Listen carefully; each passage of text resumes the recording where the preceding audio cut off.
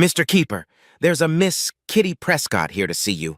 I didn't know anyone by that name, but my secretary never lets potential candidates skip the application stage before letting them talk to me about job openings. Let her in. A tall, very pretty red-haired girl entered my office with a smile on her face. She was dressed in a strict casual outfit that adorned her figure. Have a seat. No thanks, I won't be here long. I need to make sure I'm talking to the right person. Are you Jonathan Kuiper? Yes, and you're the bailiff? Yes. Were you expecting me? I usually get a harsher reaction when people see me. I wasn't sure if today was the day, but I've been waiting a long time for a divorce notice. I assume you have an envelope for me. I'm sorry. You took me out of the game. Jonathan Kuiper, you've been served. She laughed.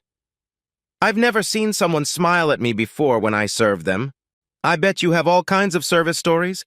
If you're not in a hurry, have a seat. I'm interested. Well, I don't have any more people to serve today. Sure, I'll have a little chat. Would you like something to drink? A mimosa would be lovely. There's that charming smile again. Sorry, just soft drinks, coffee and tea. Mountain Dew diet? No problem. Miss Adcock, could you get Miss Prescott a Mountain Dew diet? I'd go myself, but I'm not comfortable leaving my guest alone. Thank goodness you let me do at least one of my duties. You yourself do so many things I have to do that you make me worry if you're going to do without me. I supposed Ms. Prescott could tell that this was normal, playful banter between my secretary and me. Miss Adcock, you know I can't do without you. She smiled. Would you like something while I get her a soda? Green tea would be nice. Hot, please. Teabag or Keurig?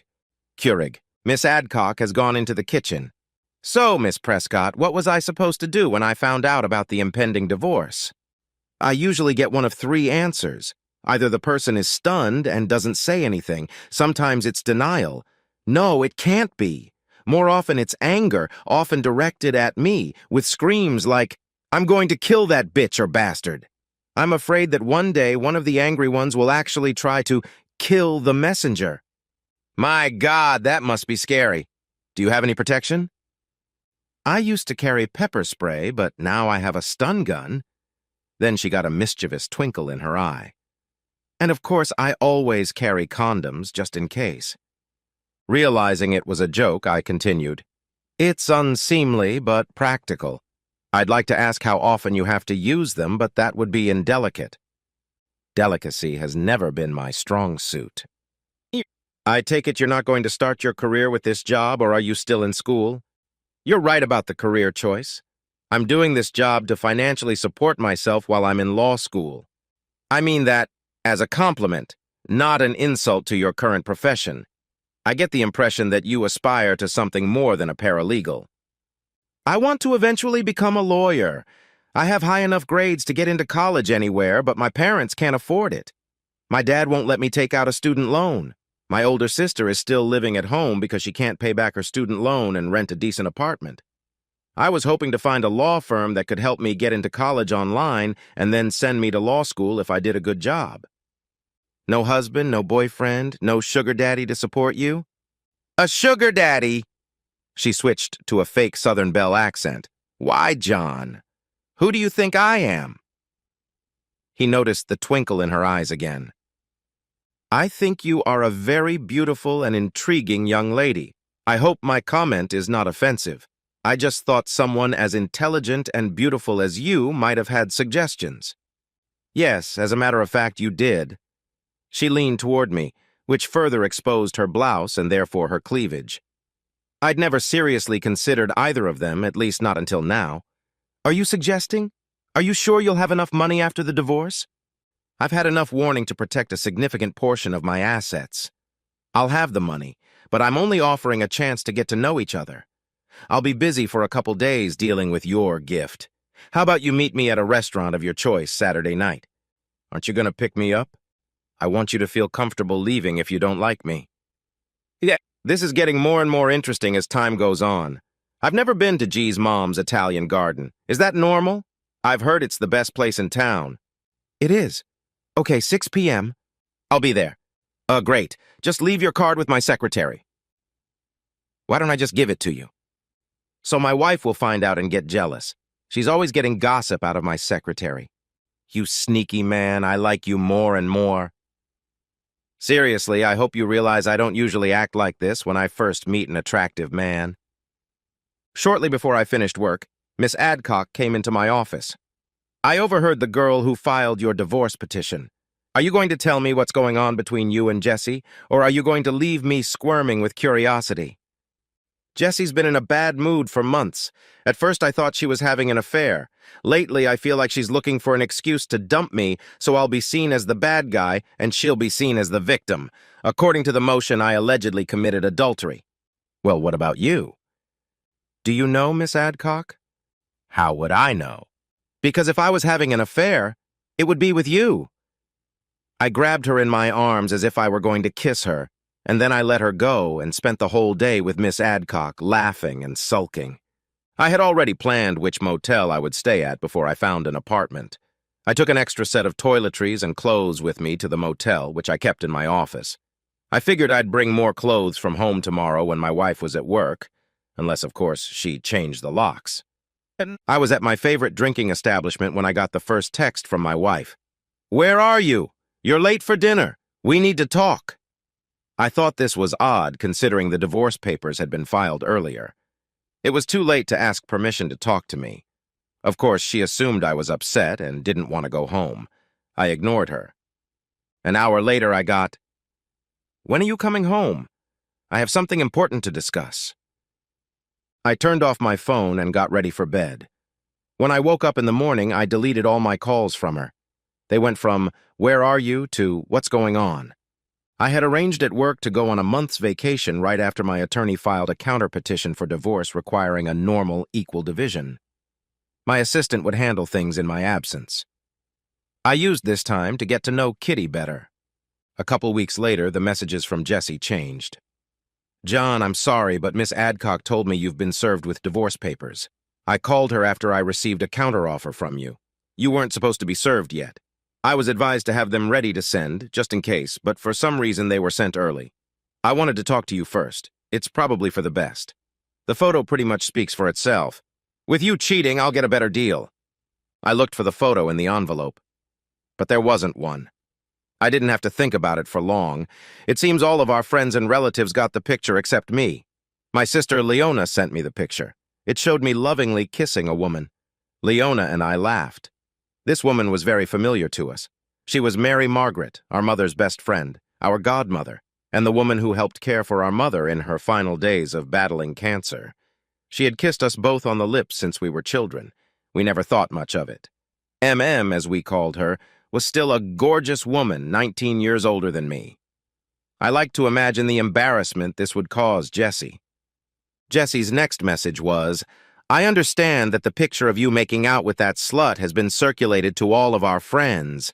I think I know who sent the pictures and I'm going to talk to him about it. It shouldn't have been done, but again, it's not a big deal. Don't tell me the picture is fake, because I had it checked by a forensic scientist. The picture was taken right after you and her left the hotel. I'll see you in court." Before the court hearing started, Jesse opened the door and saw the woman from the photo standing in the doorway. She was stunned. Mary Margaret asked to be let in. Jesse was too stunned to protest. Mary Margaret handed Jesse a notice of criminal complaint for defamation. She asked a computer expert to trace the source of the email on Jesse's laptop. For libel, she had a picture of her and me kissing, sent by email to Jesse with the caption, "This is my supposedly faithful husband and his whore kissing after their afternoon of quick sex at the hotel." But I never. Save it for the courtroom, dear. I want to thank you for helping my blood pressure. It was too low for a while. Now that I'm angry, it's back to normal. Let me warn you, I'm a mama bear protecting her cub. I helped my best friend raise her 2 children, John and his sister. I've been kissing him on the lips since I changed his first diaper. Telling people that my godson and I were having an affair is more than disgusting. We were seen leaving the hotel because he stopped by to take me to lunch. I stayed there while visiting. Since his mother died, I've hardly been back. All right, I don't care what my lawyers cost me. I'll go after you no matter what you're worth. I mean, in terms of money. I doubt you're worth much as a person if you've stooped so low as to... Oh, never mind. Mary Margaret left a stunned Jessie standing at her back. I received a message from Jessie shortly after Mary Margaret informed me of her visit to Jessie. John, I think I made a terrible mistake. I allowed someone else to give me bad advice and make some decisions that he thought were best for me. I refuse to divorce you and beg you to come home. We have a lot to talk about. I have tons of apologies. I know we can find a way to be happy together again. Please give me another chance. I decided to respond. Who told you he saw me and Mary Margaret leaving the hotel? Who took the picture? Who gave advice and made decisions for you? I bet it's the same person. Jessie didn't answer. I knew why. After she was too scared to answer, I filled in the blank. I already know the culprit is Blake. He's been stalking you for a while now, even though you deny it. I also assume he got the reward he was looking for. At least that's what he tells everyone at the Sportsman's Grill. I'm not stopping my divorce petition.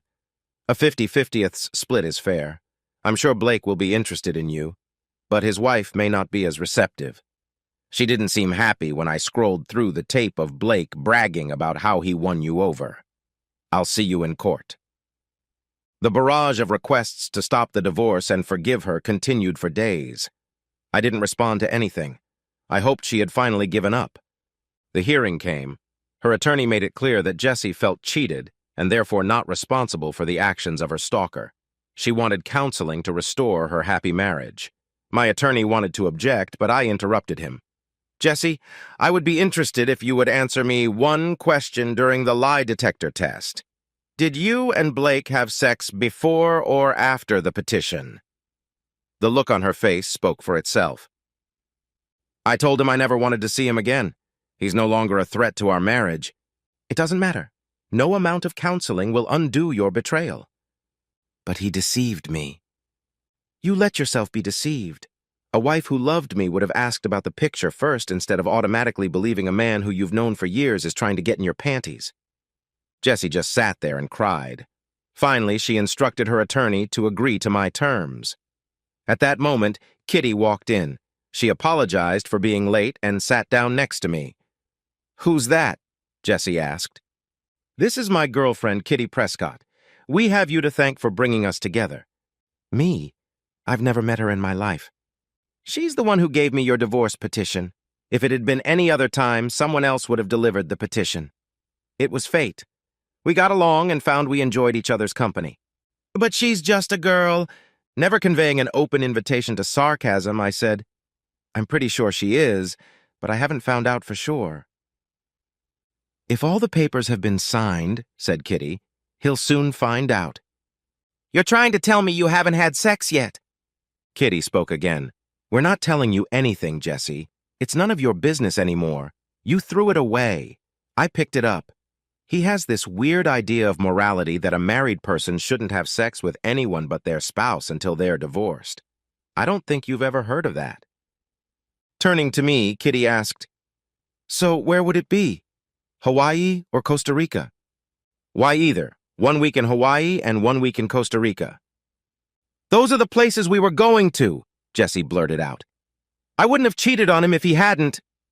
She realized her mistake before she could finish her sentence. She cried again. We sold the house and split the profits. Jessie had enough money to start over in a new apartment near her office. Blake was fired after I told their boss the story. Jessie was allowed to stay on the job since I was able to convince him that Blake had lied and seduced her. This greatly reduced the child support I had to pay. Blake's wife kept him on a short leash. I was very close to buying her a rooster cage. It was several months before we happened to see Jessie. Kitty and I were shopping at the mall. She recognized us, smiled, and was about to wave when she suddenly ran away crying. I wonder what happened to her, Kitty asked. I don't know. Let's hurry up and finish shopping for new maternity clothes. The ones we have don't fit anymore. Our son is going to be huge.